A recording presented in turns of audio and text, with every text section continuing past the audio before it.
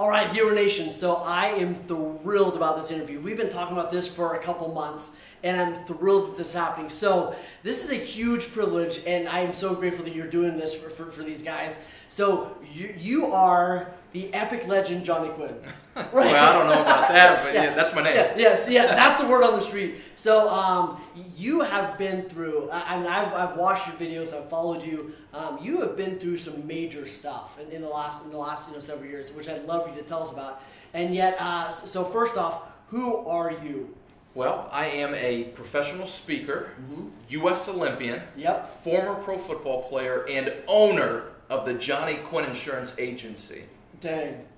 Quite a few titles. There you go. You've done more in a decade than most people do in an entire life. I mean, that's pretty incredible. So apart from that, who are you? So apart from those titles, who would you say you are when all that stuff goes away? Well, I'm a husband. You know, my wife and I, we've been married for 1,288 days. Give or take. Just over 3 years. And I hope my wife doesn't ask me how many days we've been married. I'd be in trouble. It's an app. I can help you with. Oh, thank you. I need that. But, I've been very active in the community. McKinney, Texas, which is where we're at, is home for me. Yeah. And so we've been here since 1990. I mean, this is home. This is where I set up shop. Right. And so give us a little bit of your story. So, and I know about it, and yet it's probably better if you tell it. So talk us through, high school and beyond. What are some of the things that we'll really dive for? So went to McKinney High School. Graduated, went to the University of North Texas on a football scholarship. So in high school, you didn't just play football, like you were... I did a few sports, football, baseball, basketball. But I mean, you were amazing at football. So I ended up leading the state of Texas in catches. So I was first team All-State. Yes. And it was very So leading the little state, that's different than leading like Illinois. Like this is the football capital of the world. So sort of like, I had this little title. Like that's a big deal. It was fun, but what was confusing, Wayne, is I led the entire state of Texas, but I had 0 scholarships. So you lead the state, you get the cool ring, and I had 0 scholarships. And so at 18 years old, I realized, okay, if you have a big dream, you don't sit back and hope that it happens. You actively pursue it. Yeah, well, and I love what you said in one of your talks. You said, we were taught that if you work hard, and I think it's what you said. You said if you work hard, you get benefited. That's right. And which is often true, and yet you worked your tail off, and nobody showed up. You're right. And it was 2 days before signing day. I had one Division I offer to the University of North Texas in Denton, America. Amen. And the rest is history. So there I go. I show up at North Texas. I'm an undersized student athlete. I get there at a great time. We had great coaches, great players. And I was fortunate enough to leave as the school's all-time leading receiver at North Texas. Wow. Which was fun. That's incredible. And who was your favorite mascot at that time? The Eagles. Scrappy the Eagle. Tyler Richardson, who you can't see, is actually working off camera. I love that guy. All right, so you go through that, and you have an epic experience there. It was a lot of fun. We won 3 conference championships. I mean, anytime you can share an accomplishment with a team. I mean, think about a football team. You got 85 guys with different backgrounds, different personalities, different belief systems, all coming together for one common goal. And so we did that 3 times. Which was incredible. So I leave North Texas, 3 championships, school's all-time leading receiver, and Wayne, now it's time to turn pro. Right, you're set. I'm ready. Yeah. And so I remember my agent calls, he goes, Johnny, I've got some great news. And I'm thinking, okay, what agent? He goes, we think you're going to get drafted. Yeah. And I said, well, why do you think that? He goes, because of all the receivers coming out, you were in the top 10 in receptions, yards, touchdowns. He goes, somewhere between 28 to 32 receivers get drafted. Your production says you're in the top 10, and so my family, we're thinking, hurry up, draft day. Right, yeah. Who's going to give me a chance to go after my dream? Yeah, let's do the parade, like we're good. Let's go. Yeah. And I remember the NFL draft came, 35 wide receivers were drafted, and I was not one of them. At that point, I was confused because I was told, if you produce, you get rewarded. Right. If you make all the plays, you get rewarded. Yeah. And that did not happen. And so I was confused on kind of how this, because that's how I thought life works. Yeah. You put in the work and you get rewarded. Right. And I didn't get drafted. Life should be fair. Right? Like it should, right? And I, like you said, one of the things that causes pain is people think it's supposed to be fair. So I remember I didn't get drafted, pretty upset, but shortly after the draft, I had my first NFL deal come in with the Buffalo Bills. Right. And so I'm 22 years old. I signed a 3-year deal, $1.2 million. I'm fired up to be in Buffalo, New York. Yeah. And I remember getting to Buffalo, getting all of my NFL gear. I mean, to see my name in an NFL locker room, it was unbelievable. I can't imagine. I get into practice with the Bills, day 3 of practice, torn hamstring.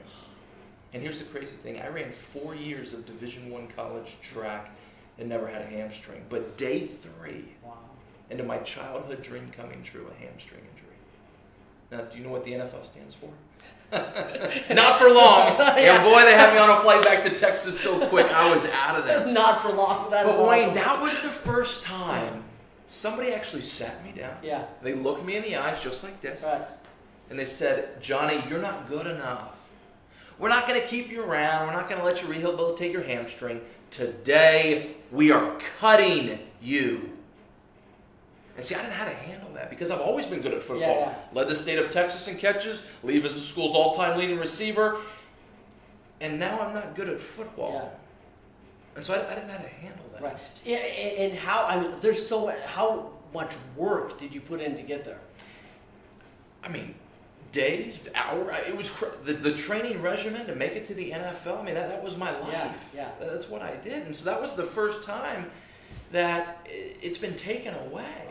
So that goes away. What happens in your mind? What does that put you into? Well, a lot of anger. More so at that age. You got to remember, I'm 23 years old. I'm fairly young into my young adult career. So not a lot of maturity there. A lot of uncertainty. You know, you get feelings and things that you don't know. You know, you don't have it experienced yet. Getting cut, having something taken away. That was your passion that you worked on. And so I was kind of in this funk, this phase of not knowing what to do. Right. And thankfully, my agent found a new team the following year with the Green Bay Packers. Right. Yeah. And so I get picked up by Green Bay. I get there when Brett Favre retired the first time. And I'm in Green Bay, and I got to let you in. When you're trying to make an NFL roster as an undrafted free agent, you want the star quarterback throwing you the football. Right. Aaron Rodgers was taking over as a starter. He was throwing me the ball in practice. I'm getting great film. And so I'm thinking, okay, Buffalo didn't go so well. Now we're on track. Right, we're ready to go. Right? You know, now we're making plays. I get selected as off-season performer of the week. We get into the preseason. I have my first NFL reception on Monday Night Football in historic Lambeau Field. Wayne, it was unbelievable. And then 3 weeks later, they cut me and sent me home. So I'm on this emotional roller coaster. Yeah. Lambeau Field, Monday Night Football, first NFL reception, top of my game. 3 weeks later, Johnny, you're not good enough. Yeah. Today we are cutting you. What kind of crisis did that throw you into? Well, I didn't understand. I'm still in this. What does it take to make a roster? Right. I get to Buffalo, I get cut. I get to Green Bay, I'm making plays, and I get cut. Yeah. I mean, what does it take? Yeah. And so I remember having this dialogue with my agent. I'm thinking, am I out of opportunity? Right. Well, what's going on? He goes, Johnny, I can't find a team in the NFL. He goes, I'm sending you north to the Canadian Football League. Do you know they played football in Canada? I've been to a couple games in Canada. It's a different experience. Do you know what CFL stands for? The Canadian football, I don't know. Come for less. And it was a lot less. But I had a chance. Right, yeah. I mean, isn't that what you want? Yeah. You just want a chance, and that's what I had. And I remember, I get to Canada, I make the team, I earn a starting spot on the roster. Finally, things are going well. I'm in, I score my first professional football touchdown. I remember crossing that end zone as a pro football player. That feeling of accomplishment. Yeah. And then 1 week later, I blow out my knee, torn ACL. Wow. And so there I am on some random field in Canada, minus 29 degrees, a blown out knee, trying to figure out what is going on. Yeah. Why is this so tough? This isn't the way life's supposed to go. There you go. And then they cut me. And here's where I got confused. Because I did everything the right way. Right. I didn't cheat. Yeah. I didn't cut corners. Right? In college, it was a requirement for freshmen to be in at 6 a.m. in the weight room. And then after your freshman year, you got to choose when you left. And so I made sure to choose at 5:30 in the morning so I could be the first one in the weight room. I didn't cut corners. Oh. And so here I am, at 26 years old. I've been cut 3 times. Lost $2.6 million in NFL contracts and a blown out knee, trying to figure out what is going on. Yeah. Well, and who did you? My guess is that there were other people you felt you let down. Sure.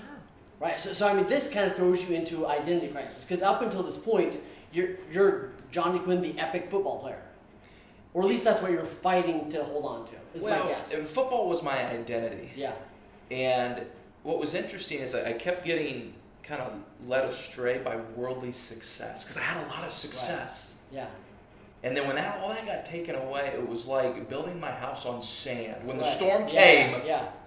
it all came crashing down. Right. So you're in this is my perception. Your whole identity is wrapped up in this person in touchdowns and direct deposits. Right. Yeah, right? Touchdowns and direct deposits. Yes. That's what it was. Yeah. Reviewing your stats the whole time, right? Yeah. So all that goes away. It goes away. How do you not just check out? Like what did you do at that point to figure out who you really are? Well, I had an incredible support system. My parents, the church that I went to, or still go to. Awesome. And then getting cut the 3rd time was actually the best thing that happened for me because I met my lovely wife Amanda, well, there which you I go. wouldn't have met if I didn't get cut. Amen. Right? It was worth it all. It was. Yeah. It was. Yeah. So, but I knew I still had something left in the tank. Yeah. And that's the thing. Right. I got cut. I was beat up. Had a blown out knee. Right. But I had something in the tank, Right. and I don't know what it was, but I knew that this isn't the end of the story. Right.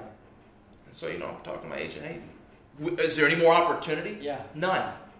Because I look like damaged goods on paper. Yeah. 3 cuts, blown out knee by the age of 26. Nobody's going to give me a chance. Right. Yeah. And so there's a couple different events. My mom had a coworker that bobsledded for the United States. My agent represented a bobsledder for the United States. And we have this, do you want to try bobsled type moment? And I'm thinking, are you talking about Cool Runnings, the Jamaican bobsled team? That's the only thing I can think of. Yeah, that's all. And I remember he goes, there's been 2 people ever to play in the NFL and compete in the Winter Olympics. The first guy to do it was Herschel Walker. And I'm thinking, why? Herschel, are you kidding me? I'm in. How do you do this deal? Yeah. And so I have this conversation with this driver at the Olympic Training Center. He goes, Johnny, why don't you come up here? Yeah. In a couple months, push a bobsled around, see if you like it. Yeah. I said, all right, but if my agent finds a football team, I'm out. I'm out. Yeah. True story. 1 month before I'm supposed to go get my Cool Runnings on, I get a phone call from this driver. Yeah. He goes, Johnny, one of my guys has showed up overweight. Do you want to come up now and compete in the U.S. 4-man team trials? So I go, when's the race? Yeah. He goes, it's in 2 days. I'm thinking, 2 days? Holy cow. I've never pushed a bobsled. I live in Texas. We don't have any snow. Yeah, I don't even know if I can push a bobsled out of the line. Exactly. Yeah. I said, all right. True story. My first time ever on ice was at the U.S. 4-man team trials, and we took 3rd place. Wow. Wayne, it was unbelievable. Yeah. Unbelievable. It was unexpected. Yeah. Because if you told me, growing up in McKinney, Texas, that one day I would be a bobsledder for the United States of America, I'd say, you're crazy. Yeah, there's not very many kids in McKinney, Texas. That's their big dream, right? You're crazy. I'm going to be a bobsledder. Exactly. Yeah. So, but when an unexpected opportunity showed up, right, when it was at my doorstep, I didn't know when it was going to come, and I didn't know what it was going to look like. Right. But when it showed up, I was ready. And here's what was interesting. It set in motion a new dream. Yeah. I could dream big again. Yeah. And so at 26, when my career, my football career that I started at such a young age was over, it was a train wreck. Right. But at age 30, when in the world of pro sports they call 30 old, exactly. Yeah. to become a United States Olympian. to wear the red, white, and blue. So what does that even feel like? And do you get to keep the clothes? Yeah. Okay, so you get to, okay. Somebody asked something. So you get to keep the clothes. What does it feel like to have that moment?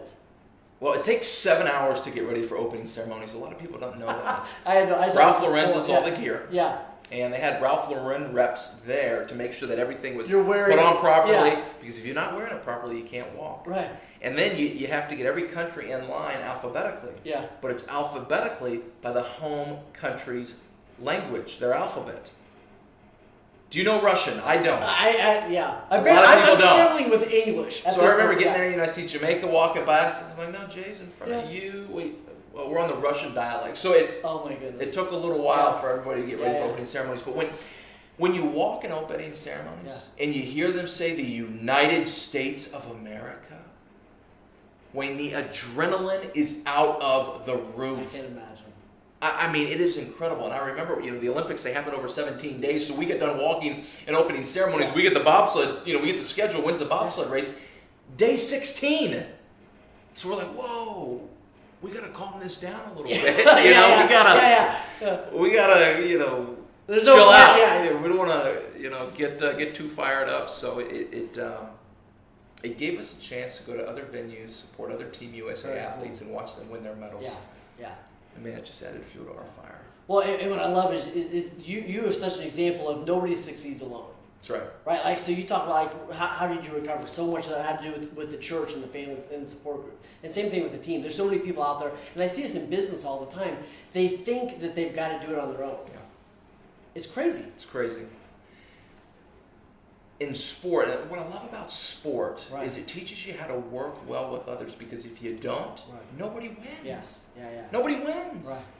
We all have the same common goal of moving down the same path. Yeah. And going from football to bobsled, these team sports shows you how to work together. How cool. So here's my question for you.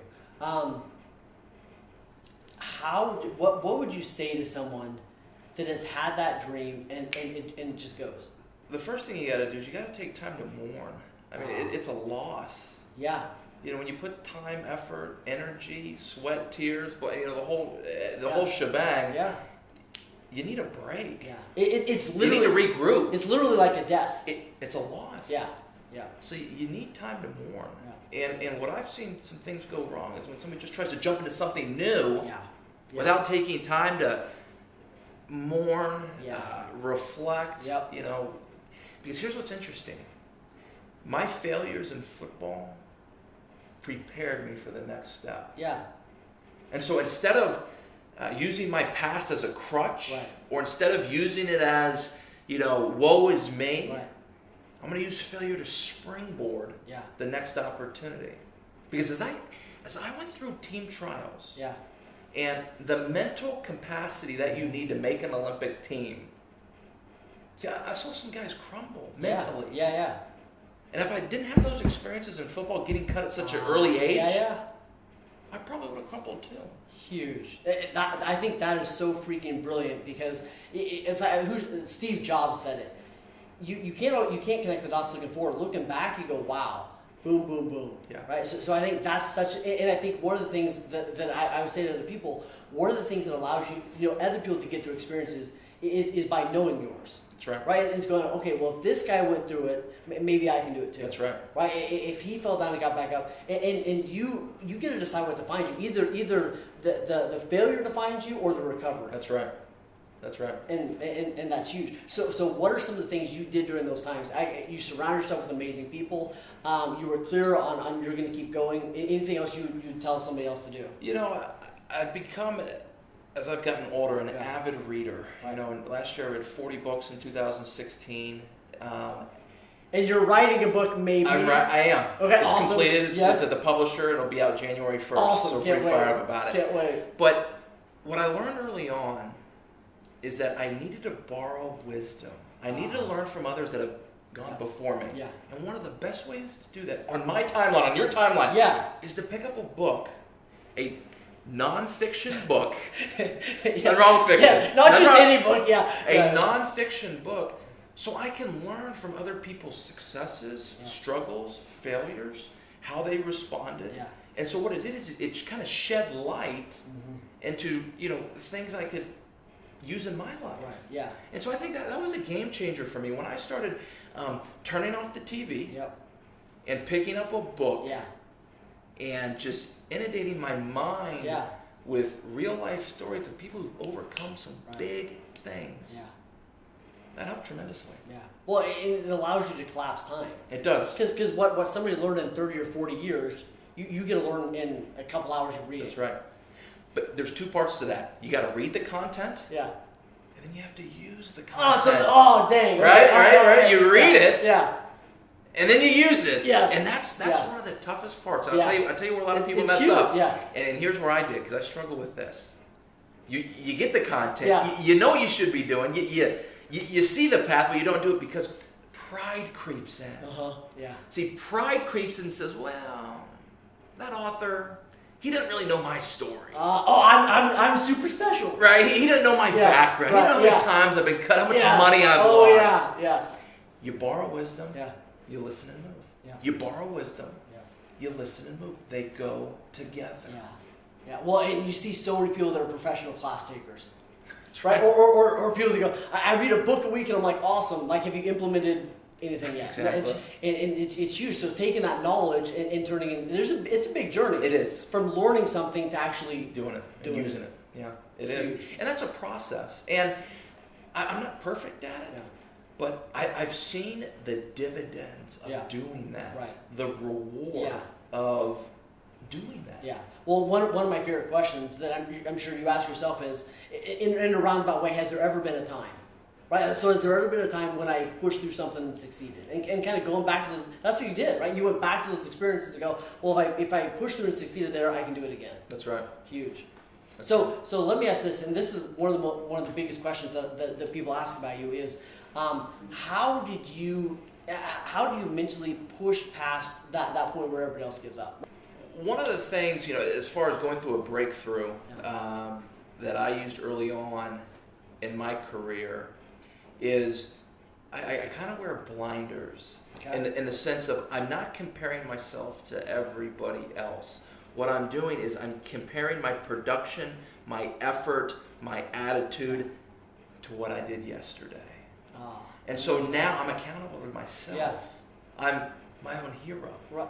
There you go. Right? And so, and I think that's huge. In this age that we live in 2017, I love the power of technology. I love how we're all connected. It gets rid of the excuse of, well, I don't know anybody. Right. You go get mentored by anybody. Right.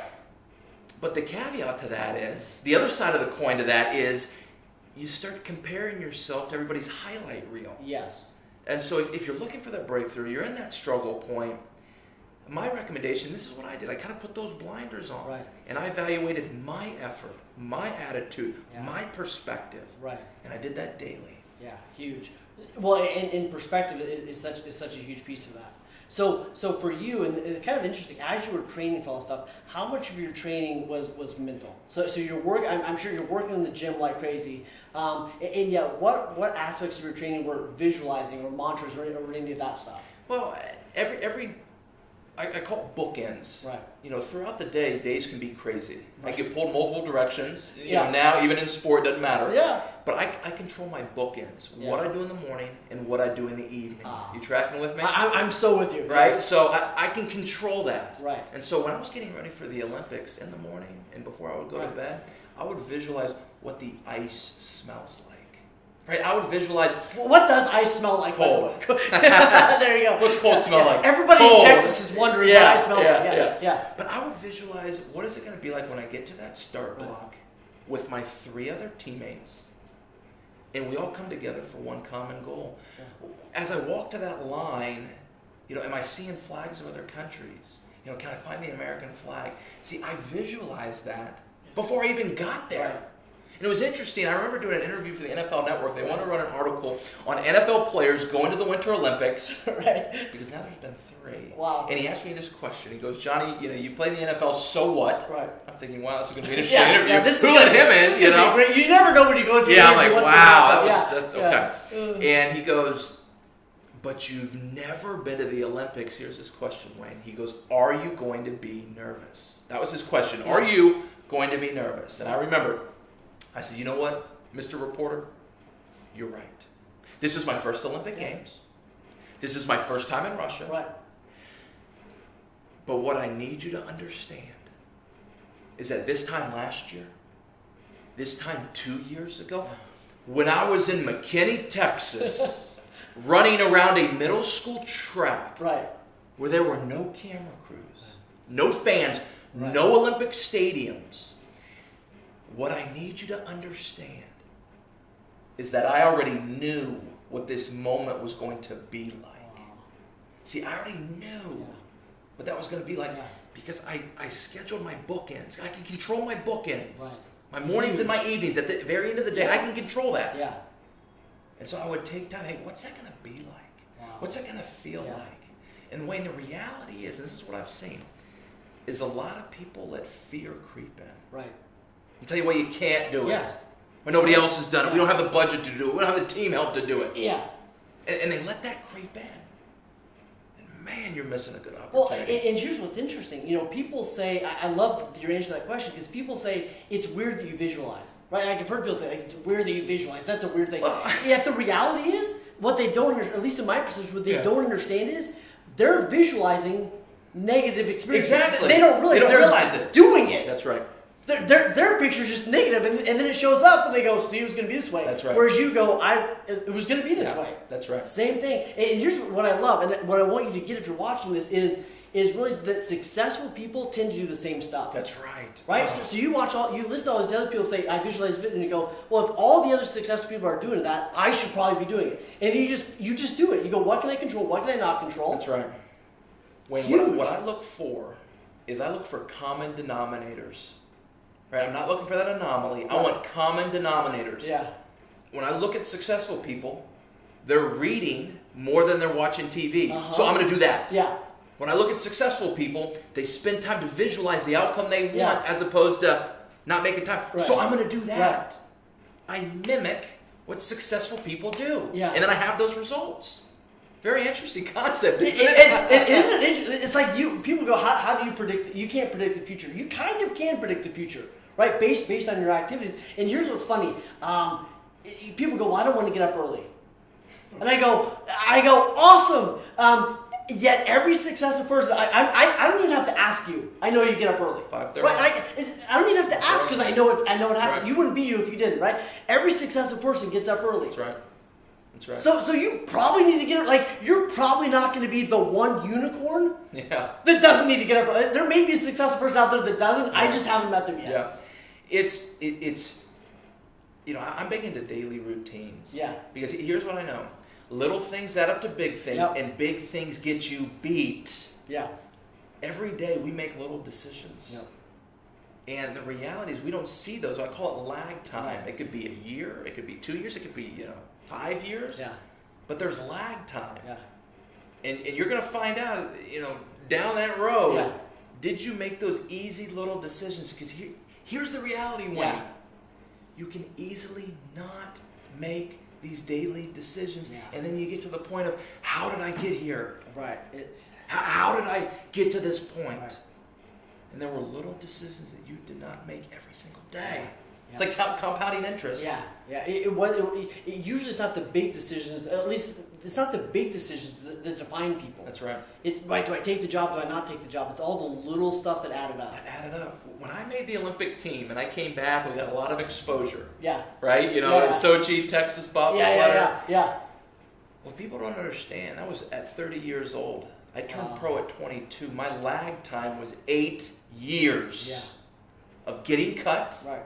Of getting back up, of controlling my bookends. It took 8 years. I don't want your lag time to take 8 years. I don't want the viewers to take 8 years, but it takes some time. You were an 8-year overnight success. There you go. Right? Like it only took you 8 years to be an overnight success. There you go. It's a miracle. There you go. All right. So let me ask you this. What do you want people to know about you? What do people not know about you that you want people to know about you? Well, a lot of people don't know, but I can make balloon animals. Really? Yeah, it's one of my hobbies. I wish we had balloons right now. And I'm pretty good at yo-yoing. There you go. I'm a yo-yo and a balloon animal artist. Yeah. No, but I'm a speaker, yeah. right? I've got a brand called Think Like an Olympian. Companies bring me in, schools bring me in, organizations of all sizes bring me in. I speak all across the country on how to think like an Olympian. Right. And when I'm not speaking full time, I own and operate an insurance agency. So check this: football, bobsled, insurance, right? Yes. I mean, what a random path that is. Well, you've probably seen a whole lot of people that didn't have insurance. Yeah. So I love being a business owner, an entrepreneur, somebody that every day I get to choose. Do I want to go out and get better today? And I know a lot of your viewers have that same question. Do I want to get better today? Right. So when people walk away from one of your, when you speak, when they walk away from that experience, what's the one or two things you hope they're walking away with? Well, a couple of things I hone on is, are people available for unexpected opportunities? Huge. Because, see, your script doesn't go as planned. Hold on. Right. What stuff's gonna happen? Right. I love people like, oh, this week was crazy. It's like, yeah, next week's probably gonna be crazy too. Exactly. See, if my script would have gone as planned, I would have gone to the NFL. Yeah. I'd have made a bunch of money. I'd have been in the NFL Hall of Fame. And well, you wouldn't have met your wife. Exactly. And you wouldn't have met me. There you go. I don't know, right? And you probably wouldn't have gone to Russia, right? It's amazing. So when I talk about being available for unexpected opportunities, let's plan, let's prepare, but if it doesn't go the way you think it's going to go, are you available for an unexpected opportunity? Right. So when you sit in one of my seminars or you're at one of my speaking engagements, I really hone on in, are you opening your eyes? Have you taken the blinders away and see these unexpected opportunities that are available daily? Yeah. I love that question. Like, what opportunities are around me that I'm not aware of? Yeah. And the reality is, you got to call a couple days before they go for this Isn't that run. crazy? And yet, had you not been doing the work, that's right, you wouldn't have been. I would have been ready. Right? You would have been like, awesome. Right? So many people go, right? Yes, I'm in. I'll be ready in 6 weeks. Yeah. Right. Like, or people go, of course I'll do that. I'll be ready in a month. And you're like, here's the deal. You don't got time. Do the work, and the opportunity will show up. Huge. Do the work, the opportunity will be there. Don't wait on the opportunity and say, hey, now I'm going to go do the work. Yeah. Do the work. The opportunities come. Love it. If you were going to give every kid one belief at birth, what would it be? That they can get the job done. Yeah. See, as a professional athlete, I'm considered undersized. And I had to battle that a lot. Yeah. In football, the ideal receiver is 6'3". Yeah. I'm 5'11". Right. In bobsled, the ideal bobsledder weighs 235 pounds. Yeah. At the Olympic Games, I was 220. Wow. See, we have the tools to be your own hero. Right. But a lot of people don't know that. Yeah. So you can get it out of them. Yeah. Well, and it's not so much about finding yourself. It's about creating. You created you. Yeah. What's your big why? So at the end of the day, what do you want to be remembered for? I want to be remembered for a guy that has impacted people the right way. So not just impact. Yeah, there's a whole lot of people that have impacted people, right? The right way. Yeah. I see life through sport. Yeah. I've been an athlete my whole life. I will always be a U.S. Olympian. Yeah. And so if I can use that platform to impact people, huge. What are you most excited about in the next couple of years? The opportunity with this insurance agency and my speaking career. Love it. I mean, it's everything's rocking and rolling. What are you most proud of? My wife. Love it. Well, good answer. We'd just like to get that on a loop. Yeah. That would be amazing. Yeah, you can send that to me in a 4-second clip on. Yeah, that would be awesome. Yeah. Well, and yet, doesn't that make such a huge impact in your life? Well, that decision is critical. Let me, just marriage, two coming to become one. Yeah. Man, it is so special to share that with my wife. Yeah. It is so special. Yeah. And she's been wonderful she's such a rock as far as, I'm a big dreamer, right? And she'll jump in with me. Dang, and to have that is incredible. It's such a gift. How, if you don't mind me asking, how has your relationship with God played into this whole journey? Well, it was very interesting. When you grow up in Texas, there's a church on every street corner, right? There's literally more traffic on Sunday than the rest of the week. I know, that's crazy. Don't go driving at 10 a.m. on Sunday because you're going to be... So it was interesting. At a young age, I was 6-7 years old. I accepted Jesus Christ as my Lord and Savior, and it was authentic. Right. But then I started pulled away by worldly success. Isn't Yeah. that interesting? Yeah. Success started kind of pulling me away. And so it wasn't until I went through my identity crisis, when I lost everything, did I realize that my identity was built on sand. Huge. And so it was at that point that I realized, man, my identity's in Christ, not in me, Johnny the football player. Right. It was crazy. Yeah. And I think, I had a similar experience, right? My identity was wrapped up in the success and everything else. And when that goes away, there's nothing left. There's nothing left. Right? And you got to get clear. So that's why when I ask people, who are you? You got to get clear on what your identity really is and who you are at the core. Because everything, like you've illustrated so much, it can be taken away. Taken away. Even if you do all the right stuff. All the right things. Yeah, you're exactly right. Huge. Okay. Best coach you ever had? My college track and field coach. Here's the deal with football coaches. They're going to run you into the ground. Yeah. They're very gentle, right? Yeah. timid. My college track and field coach understood that every athlete is different. Yeah. And I knew if I'm going to go to the NFL, I was going to make it to the NFL. I couldn't do anything about my height, but I could do something about my speed. Right. And when I went and told my football coaches, hey, is it okay if I run track in the off season? You know what they thought? Yeah. I was trying to get out of off season workouts, right? Yeah. So there you go. Yeah. They made me do the football workouts in the morning, and then my track coach in the afternoon took his time to find out what I did in the morning to build a workout, not to show favor, but to help a guy out who wanted to help a team. Well, and I'm sure he saw you putting the work in. Yes. And that's what caused, people go, how do you find a good mentor? And a lot of times I ask them, be someone that a great mentor would want to work with. Yeah. Yeah, so they see you put in the time. Who are your heroes?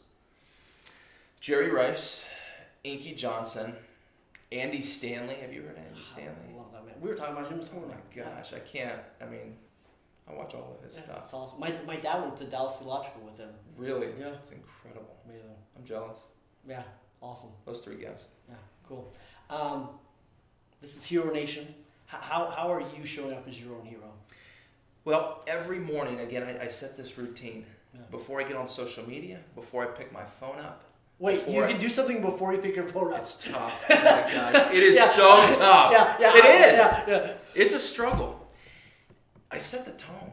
Yeah. Every morning, I set the tone. And the beauty about that is I get to choose, you get to choose, your viewers get to choose. Or are you going to set the tone? Give everybody an autographed bobsled. Because you give everybody baseball cards and stuff. But if you look on the back, I got a question. Is your insurance agent a U.S. Olympian? Well, they should be, right? They should be. Your insurance agent should be a U.S. Olympian. They have to be. So that's the deal. Is your insurance agent a U.S. Olympian? If you live in Texas, it can be. You got to give us a call. Well, and here's the reality. When I work with someone, I want to know, do they have a history of success? Yeah. Right? Like how is this person going to handle whatever failure is? And you know that no matter what, the reality is no matter what you come up with or come up against for the rest of your life, you know you're going to get through it because you've gone through it. That's right. We're going to find a solution. Yeah. It's going to take some time. Sometimes we're going to have to work around some adversity that we don't expect, but we're going to find a solution. Absolutely. Biggest reason people fail? They give up. Quit too early. Yeah. Imagine, my 8-year lag time. Imagine if I quit on year 7. I could have. Yeah. Could have been like, wow, but in 7 years. 7's a long time. 7's a long time. Right? They give up too easy. Yeah. Give up too easy. Love it. What's pushing you right now? So when you have hard days, because we all have hard days. Yeah.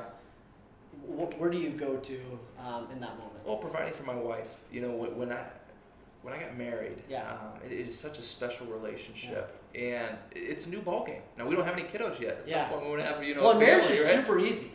It's just all you do is you bring two people that have completely different perspectives. Yeah, all together. You're learning together. Yeah. And that's the greatest person in the world that sees your weaknesses. So you just put those people together, and it's just easy, right? Yeah. So that's my fire. Yeah. Right now. Yeah. I want to provide a better life for her and our future kiddos. Awesome. Yeah, you have a clear vision. You have a big why. That's right. Okay. Whataburger or Chick-fil-A? Chick-fil-A. Amen. Celebrity crush? Amanda Quinn. Least favorite question you get asked? Am I on the Jamaican bobsled team? Amen. Do you know the national anthem? Of course. Amen. All right. Coffee or tea? Neither. Books or movies? Books. Amen. Summer or winter?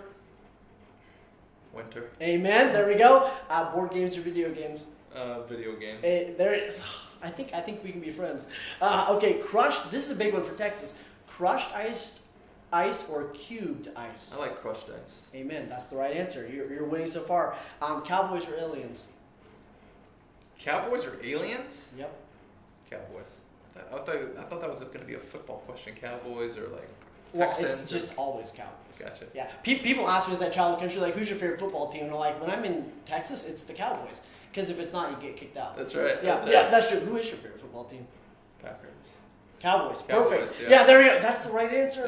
Yeah. No, okay. All right. Asking questions or answering questions? Depends on what mood I'm in. Ooh, there we go. Yes. Who do you know that I should know? I don't know. Wayne, you know everybody. No, Tyler Richardson knows everybody. You and I know the whole lot of people. That's Yeah, true, there you that's go. true. Book you've read that I should read? The Slight Edge. I haven't read it yet. Need to go get it. All right, I'll go get it. Slight Edge. What have you done that I should do? Bobsled for the United States of America. Yes. You can bobsled. You can take a passenger ride. Well, there. We will add that to the bucket list. Do it. You can. Okay. Make yeah. that happen. There we go, dude. It's awesome. Here's what I love about you. You've pushed through. You're authentic. You have an incredible heart, and you're not pretending to be perfect or have arrived, right? And I think it's an awesome opportunity to get to know you. I love what you're doing with your business, and just greatly appreciate the impact you're having on the entire community of entrepreneurs and of people that are going through those hard times, and they can look at you and they go, if he can go through this, I can go through stuff too. Appreciate that. Thank you. Awesome. Boom.